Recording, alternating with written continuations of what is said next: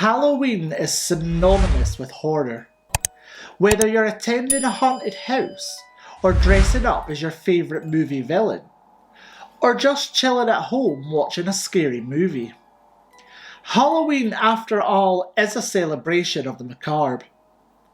For some, however, the horrors of Halloween night are all too real. From random, senseless slayings to passion-driven murders, All Hallows Eve has always been known as deadly.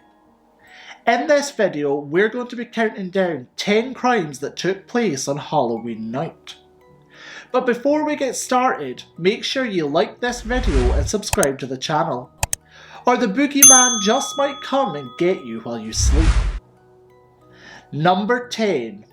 Ronald OBrien and the Pixie Stix. On Halloween in 1974, 8-year-old Timothy O'Brien returned to his Houston home after a long night of trick-or-treating.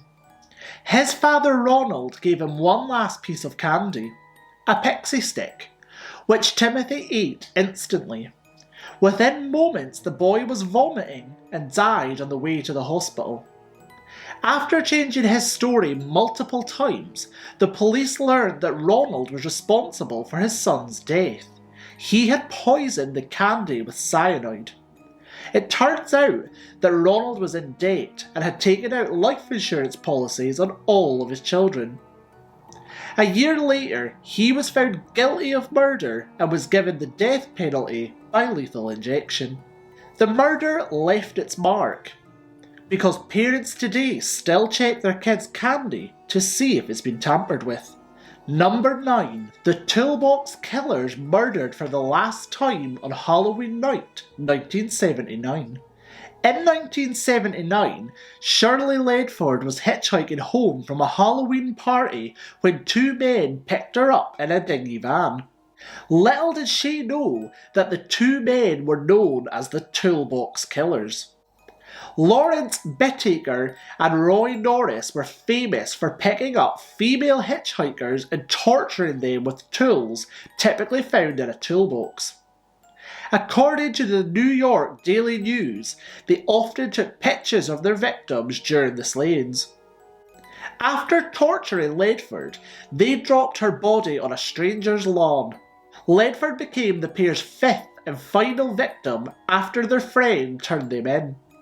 Bittaker was sentenced to death, but died in 2019 of natural causes. Number 8. Martha Moxley dies after attending a Halloween party. The night before Halloween 1975, 15-year-old Martha Moxley left her Connecticut home to attend a costume party. On Halloween morning, she was found dead in the backyard, beaten to death by a golf club. 25 years later, Michael Skakel, who was also 15 at the time of the slaying, was convicted of the murder and sentenced to 20 years to life in prison. He maintained his innocence, and on May 4th, 2018, the Connecticut Supreme Court vindicated this and overturned the conviction. In 2020, a CNN reporter reported that the case is still open to this day. Number 7. Peter Fabino died in what police says was a crime of passion.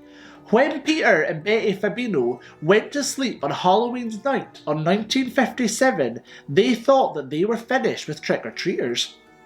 But in the middle of the night, the doorbell rang in their Los Angeles home, and Peter got out of bed and brought candy to the door. On the doorstep was a woman wearing a mask. She raised her hand, which was inside a brown paper bag, and shot him in the chest. He died instantly. According to the Los Angeles Times, police eventually arrested a woman named Joan Rebel, who was reportedly having a sexual relationship with Peter's wife Betty. It's believed that Rebel talked another woman, Goldine Pizer, into the murders. Rebel and Pizer were both convicted of second-degree murder and were sentenced to 5 years to life in prison, and both women were actually later released. Betty was never tried in any connection to her husband's death. Number 6. Johnny Frank Garrett was convicted of strangling a nun to death on All Hallows Eve. On October 31st, 1981, Sister Tada Ben's body was found naked in a convent in Texas. The other nuns in the house noticed a broken window in the community room, so they called the police immediately. The authorities found the nun's clothes and a knife under the bed. Meanwhile, an autopsy revealed that the nun was stabbed and strangled, and even sexually assaulted. The police arrested a man who lived across the street named Johnny Frank Garrett after a witness saw him running away from the convent that evening. He was convicted and sentenced to death in 1992. His last words were reported to be, "I'd like to thank my family for loving and taking care of me. The rest of the world can kiss my ass." Number 5. Carl Jackson was killed over an egging incident. Throwing eggs on Halloween night is typically a harmless prank. But in 1998, it turned deadly when 21-year-old Bronx resident Carl Jackson and his girlfriend went to pick up their son from a party. Teenagers threw eggs at the car, and Jackson got out of the car to yell at the pranksters to stop. In response, one of the teenagers pulled out a gun and shot Jackson through the head. He died immediately. 17-year-old Curtis Sterling was charged with second-degree murder and criminally prosecuted for having a weapon. He was convicted and is still serving 20 years in prison.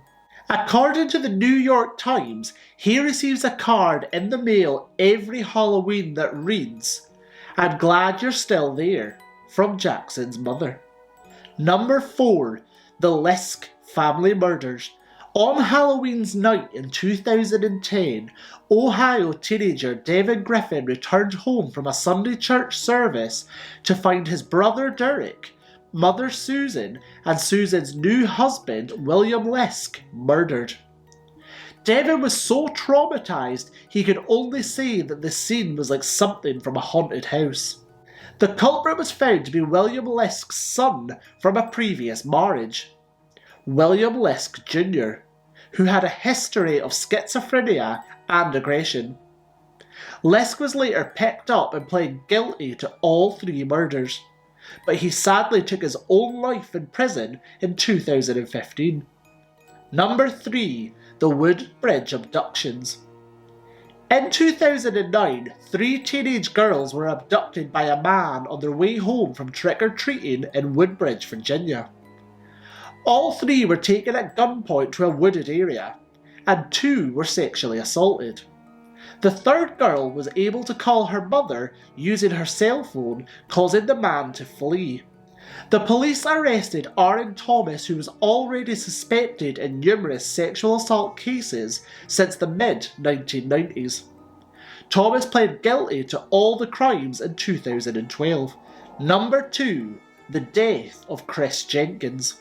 Chris Jenkins was a 21-year-old student at the University of Minnesota, who was last seen leaving downtown Minneapolis bar on Halloween night 2002.